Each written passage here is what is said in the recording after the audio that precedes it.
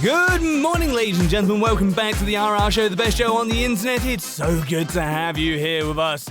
Today, we have a couple of fantastic stories for you, so make sure you grab your tea and your popcorn as we dive straight into our first story, posted to r/MaliciousCompliance by the fabulous Lily Cersei. If you say so, I'll comply. In the end, we all get screwed. Tiny bit of pertinent information. In 2014, I had a C-section to bring my son into the world. I was just let go by my previous job because they didn't want the liability of something happening to a pregnant woman on the job. I was rehired by the fast food company where I held my first job. It's not McDonald's, it's a bit higher priced than that, where you'd get fried chicken, a hot dog, and a double cheeseburger at the same time. There will be no mention of the child's father because, well, he wasn't there for us. I lived with my eldest sister, who was more like a mum to me, which is why she is mentioned in this story. She was the person I had with me when I had my C-section. She has been the one that's been there for my son every moment of his life.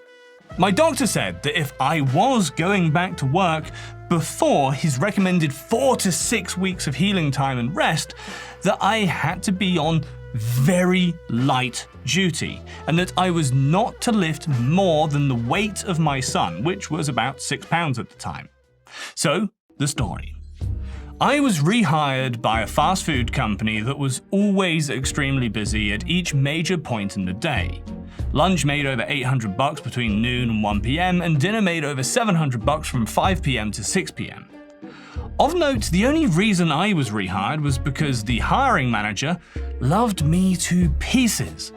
When I left the first time, she told me I always had a job with her because she just loved my work ethic. She said I was the best worker she had had in years. Nobody else ever picked up extra shifts as quickly as I did. Nobody cared to learn as fast as I did. So since I had previous experience, they wanted me to work lunch rush, but I begged them to let me work dinner instead. You see, dinner would allow me to spend quality time with my newborn, and my sister, who I lived with, would be home from her job to take care of my son while I worked. Now, I started a month after my C-section, right? Wrong. I started 2.5 weeks later. If I didn't, I couldn't be hired. I'd actually gone back to my doctor and asked his office to write a full letter explaining in detail my light duty requirements, and took it with me the first day back. So, I walk into the manager's office expecting to see my hiring manager, or at least a manager I recognized. No, enter stupid manager, who had worked as an hourly employee in another location and now thought she was better than everyone. I handed stupid manager my doctor's note, and she looked at it like she was holding a dirty baby diaper. I asked her to make sure hiring manager sees it, and she doesn't respond. Well, I shrug it off and walk to the back where the break room was. I saw that all my co-workers were the same from the last time I worked there, and they all crowded around me to see baby photos. I was crying the entire time because honestly it felt like a homecoming. It felt like I was finally surrounded by some sort of support system. Until stupid manager screamed that we needed to get to work, when there wasn't even a customer in the store. We all scattered like flies and made ourselves look busy. Now, I'd kept my phone in my pocket before clocking in, and I periodically checked it, always between customers, to make sure that nothing had happened to my son while I was gone. Now, I would think that most managers, maybe not all, but most managers would have understood that I'm not texting and slacking off or playing Angry Birds. I'm just quickly checking to see if there's any notifications. But no, not stupid manager. She hated it. She'd been sitting in her office, checking the cameras, and I suppose I'd checked my phone one too many times. Yay for postpartum depression and anxiety, I guess. Well, stupid manager came flying around the corner at the speed of light. Hazel, what the fuck do you think you're doing? You can't be on your phone while you're clocked in. You should know this already. Now, I'd never been one to deal well with being yelled at, so I just said I was sorry. And some of my co-workers stood up for me, which made me cry again. Stupid manager, apparently, also hates crying. So she turned to me, shooting the same daggers into my soul. Well, what the fuck are you crying about now? Thankfully, a customer walked in, so she just stormed off. I saw red. Within the hour, I watched her start to get ready to leave her shift, which I thought was a blessing. Of course, it wasn't. Enter Lazy Manager, who I'd had issues with the last time I'd worked there. Not that I said anything, but she never worked. She sat in the office staring at the cameras, eating food from the line, which, by the way, is against company policy. You don't get free food, you get a discount on food. Did she pay for it? No, not once. She just wrote it off as wastage at the end of the day, as throwaway or whatever you call it. Lazy Manager saw me, and her face fell. Oh, hey Hazel, she said with disdain. I put on the sweetest smile and attempted to make small talk with Stupid Manager, but they made a major mistake. They left the door open a crack, and wouldn't you know it, I worked on the other side of that door, pretty close, and I could hear everything. Absolutely everything, they said, and this is how it went. I thought hiring manager told her no. I guess not. She's been on the phone all day. Of course she has. She's the worst employee we've ever had. Ugh. I'll call the hiring manager and figure this out. I've never disliked someone like I dislike her. Oh, she seems pretty lazy. Oh, here's her pitiful doctor's note. Well, we'll see how that works. It's not like we've never had kids before. Now that fully pissed me off, but I bit my tongue. I waited for what I knew was coming. I knew exactly what I was going to do because I was just plain sick of being badmouthed by others. So Stupid Manager leaves and Lazy Manager calls me to the office. I was in the middle of making an order, but she is the manager after all, so I left that poor person's order sitting right on the line and walked to the office. Yes, Lazy Manager? She doesn't even look up from her computer. Hazel, what's this doctor's note for? I just take my phone out of my pocket and try to show her pictures of my son. Oh, you had a kid, in that tone, implied nobody would want to be with me or something. I smile sweetly and nod. A plan working itself out in my head. Fast forward 4 days. Lazy Manager hasn't been helping us close the store at all, and I've been getting home after 2 a.m. every day from a place that closes at 10 on weekdays, 11 on weekends. I am done. My sister can't keep taking care of my child like this, and it is completely unfair. Lazy Manager is working again, and we're all really busy. I go to put fries in the fryer because our fry cook is busy making chicken tenders. I open the little freezer beside the fryer and it's empty, which I knew it would be because I never saw anyone put a new box in there. Huh. Well, that sucks. Hey, we're out of fries out here, I yell. No response. Hey, co-workers, fry cook is busy and we need fries out here. Nothing. Odd. Oh well. Hey, Lazy Manager, we need fries out here. Lazy Manager opens the office door. Well, get them yourself, Hazel. I walk over to the office. Lazy Manager, I can't. My doctor said I can't lift more than 6 pounds. Lazy Manager rolls her eyes and looks dead at me. Look, go get the damn fries out of the freezer now. 2 boxes, I don't care about this my doctor said shit. Do it and stay the hell off your phone. And there it was. My opportunity for malicious compliance. I walked into the freezer and look at the box of French fries. I really shouldn't. This could be detrimental to my health, according to my doctor. But no. Lazy Manager said so. Now, I'd noticed that morning that a couple of my stitches hadn't started dissolving yet, so I'd already called and scheduled an appointment about 2 weeks early. This just was all lining up so perfectly. I grabbed that fry box on the bottom shelf and shifted it where I could read its weight. I wasn't supposed to be on my phone, but she obviously couldn't see me in the freezer. I snapped a picture of the box, sent it to my sister with the message, "Manager told me I had no choice but to do this myself. Doesn't believe my doctor's note at all. Can't respond, she won't let me use my phone anymore either." Now I made sure the message was sent and then switched my phone off, grabbed that fry box and lifted it and carried it to the little freezer 20 feet away. I'll say one thing for adrenaline. It definitely works to numb pain until it wears off. I felt a wetness in my pants and excused myself to the break room. Not the bathroom. No, that was too private for this. I turned to where the cameras could see me and looked in my pants. Blood. I was bleeding. But from where? Oh, that's right, the stitches that hadn't started healing yet. But there was another pain I'd never experienced. I walked into Lazy Manager with a napkin covered in blood. Thankfully, the line wasn't anywhere near the office. I would never have contaminated someone's food like that. Because I was unable to stop the bleeding, I was immediately sent home to my sister, who was in a severe panic already over the message. I called my doctor's office within 10 minutes to spare and explained the situation, and was scheduled for the following day. And I was told to go to the hospital if the bleeding continued. My sister and I bandaged me up to the best of our abilities, and I waited for my appointment. When the doctor found out why I still picked up that fry box, he sounded more like a concerned father figure when he said, "I'll handle this." But I assured him I had it myself. All I needed from him was a doctor's note.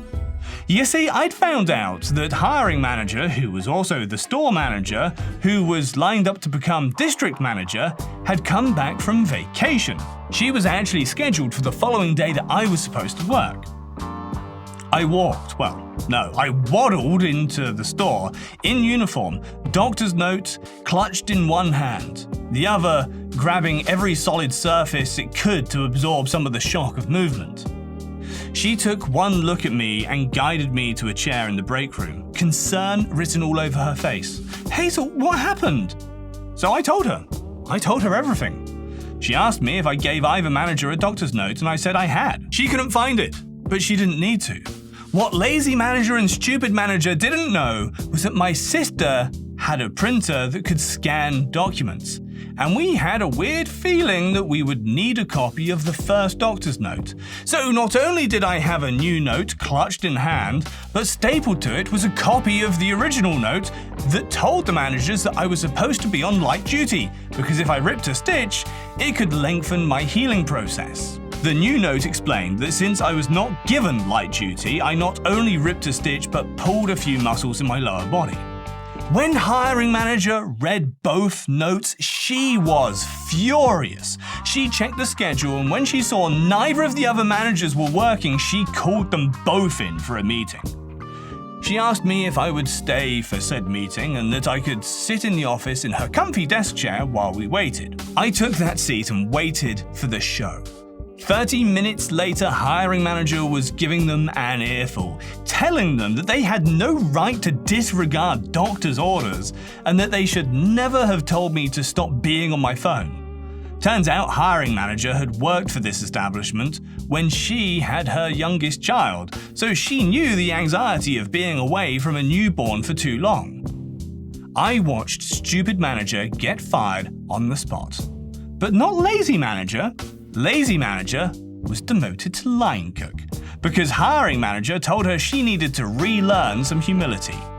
She worked as a line cook at another store for about a month and was then fired for stealing food. This next story was posted to r/EntitledPeople by Material Topic. My own sister made false accusations against me because I refused to supply alcohol for her party. This happened some years ago. I'm in my 30s now, but back then I was like 22. Now, my sister at the time was 18, and she was my mum's golden child. My dad, thankfully, had a good head on his shoulders and always called my sister out on her shit. But my mum's interference always meant she got off easy anyway. This is what happened back then. My parents decided to take a vacation to ski in Aspen or something and let my sister watch the house for them. They told her no parties, but that was a rule she straight up ignored. A day after our parents left, my sister started sending out invites to a party. And she was promising, get this, free alcohol. I didn't see that post just yet, but my sister called me and asked me to go and buy alcohol for her party, because I was over 21 and could therefore legally buy it. She also wanted me to pay for it and said she'd invite me over to the party and introduce me to an easy girl in order to pay me back. So yeah, I told her I wasn't going to be doing that. I'm not going to break the law just to make her happy. She should never have told people her party would have alcohol. She screamed over the phone at me and shouting at me, telling me that I was ruining her life and that she couldn't take back the invites now that they were all over her Facebook. I looked at her post and absolutely face-palmed. I told her that what she did was really, really stupid, and she and her friends were all underage. So, it's illegal. She tried to say it would only be illegal if I narked on them. I said I wouldn't narc, but I also was not going to be buying her booze. Well, she screamed at me some more and then hung up the phone. Well, that night, my sister had the party and someone called the police for underage drinking. After being arrested and confronted by the police later on, my sister threw me under the bus and said that I'd supplied the alcohol she was using. Turns out, she actually broke into Dad's liquor cabinet and thought it'd be better to frame me for her crime. Well, police came and arrested me at my apartment the day after the party. They already seemed pretty convinced that I was guilty and didn't really listen to me when I said that I was never even there. But I willingly cooperated with them. At the station, I told them the whole story and got them to look at my sister's Facebook post. Thankfully, there were a few people there who listened to me. But I still had to sit the night out in my cell while my parents were called. My mum and dad flew back home overnight and bailed out both me and my sister. But my mum tried to make my dad leave me in jail because my sister had told them her lie as well. My dad took the time to talk to me and look at my sister's Facebook, and so he believed me. This caused a fight between him and my mum. Now, when they got home, my dad discovered that my sister had broken into his liquor cabinet and spoke to the police on my behalf. My mum, however, still wanted to blame me and make me take the fall because, as she put it, the charges were ruining her baby's future. But my innocence was further proven by the fact that both me and my car were seen on CCTV when I left work and when I arrived at home at my apartment, and they have CCTV in the parking lot. My car did not move from there for the rest of the day or night. In my sister's story to the police, I had driven out and gotten the alcohol for her, but I wasn't seen on CCTV in any liquor stores in the county, and my bank account showed no transactions for buying alcohol. My parents' house also had cameras at the front door, and my car was never seen on the driveway that day. After being confronted by those facts, my sister's story changed to saying I already had the alcohol and I gave it to her at my apartment. And there was like 3 cheap beers in my apartment fridge and no hard alcohol. My sister finally had to give up on her lies, and my parents were severely disappointed in her. But my mum still tried to convince me to take the fall for my sister. I mean, come on! She came to my apartment and actually demanded that I tell the police that it was all my fault. Yeah, I said I was not going to be doing that. I am not going to be ruining my future for my sister. She refused to leave and went from demanding to begging. She even got on her knees and tried to convince me that she and my dad would make everything okay in the long run if I just took the blame now. I said I'd rather just live my life than have that felony on my record. Well, she threw a huge fit and started throwing things because I refused to do as she wanted. I threatened to call the police and she left my apartment cursing me out like an absolute madwoman. I have never heard so many F-bombs out of her before or since, but she kept them up all the way to her car and followed it up by saying she should have aborted me before driving off. I called my dad right away and told him everything that happened. He was insanely pissed and got in a huge fight with my mum as soon as she got home. She didn't even deny anything she said or did because she deemed it to be for the greater good of their daughter. But my dad told her that she couldn't destroy me to save my sister. Then he threatened to divorce her if she didn't try to make things right. She ended up sobbing and then saying that she'd do whatever he wanted. Now, my dad said that it was couples and family counseling, or it was divorce. My mum signed a prenup before she married him, and really had no choice. In the family counseling, I called her out on how she always believed my sister's lies. My sister tried to say they were not lies, but each one I pointed out from over the years said otherwise. I'd taken the time to write a list of all the ones I could remember from the past decade that had been proven that she lied. And my mum and sister were forced to stay silent as I read them all. They tried to interject repeatedly, but my dad and counselor silenced them. My sister, now proven beyond any reasonable doubt to be a liar and a manipulator, just shut down. Refused to say anything more to the counselor. My mum finally apologized to me.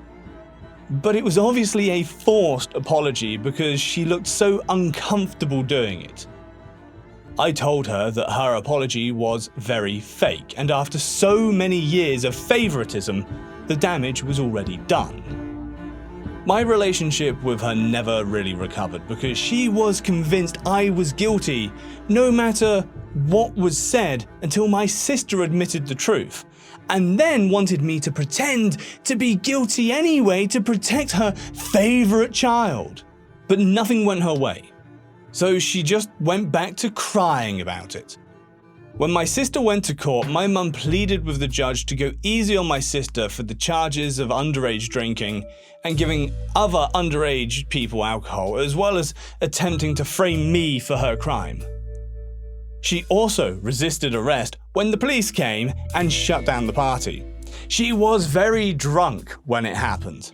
They kept her in a cell overnight to sober up, and then she told the police I'd been the one to provide the alcohol. My mum's begging, along with the relentless lawyer that my parents hired, got the judge to cut a deal, provided that my sister pleaded guilty, which she did not want to do. But her lawyer highly recommended she take said deal to avoid jail time, because there was no other way of keeping her from getting a felony on her record. My sister's lawyer used the fact that the alcohol had not been bought that day, but rather had already been in the house long before the party happened to help lessen the charges. My sister's Facebook had also been completely deleted by her as soon as she was able to in order to hide the post. The judge just wanted the case over with, and so my sister got off with a huge fine that our mum paid most of out of her own pocket and a couple of years of probation. She was also made to get therapy too by her dad. She's never really showed actual remorse for what she did though, and only had animosity for me, no matter how in the wrong she was. She was eventually diagnosed as a narcissist after my dad made her go to a doctor. After her probation and 4 years of college were over, she decided she was going to leave home for California and never come back once she landed a good job. She currently works in an office in LA, and we've not spoken in years. Dad got her that job, and she's not shown any real appreciation for it. Even my mum has given up on her ever coming home for the holidays, and us being a family again. It tore her up inside for years. But now she's just bitter. She doesn't really blame me anymore, but we only seem to show indifference to each other. Just because my sister cut her off wouldn't make me the new de facto favourite. It just means my mum lost her baby and isn't getting her back. She can't leave my dad because she's too reliant on him despite having her own career. She'd never want to be on her own again, so she's just become a shell of her former self. Things between me and my dad are still great. He's pretty much disowned my sister for what she's done and has stopped caring if she ever comes back and speaks to him again anyway. He and my mum don't even sleep in the same bedroom anymore. She moved into the guest room some 5 years ago and has just stayed in there ever since. Their marriage is really only one on paper these days. Well guys, thanks so much for listening. I hope you enjoyed this episode. I hope you're loving that new sound design. And if you are, geez, you need to check out what we're doing with the video. Head on over to YouTube and get sneaky peekies, get the stories early, plus you get the video goodness. Head over there and I'll see you there. Until next time guys, thanks and peace out.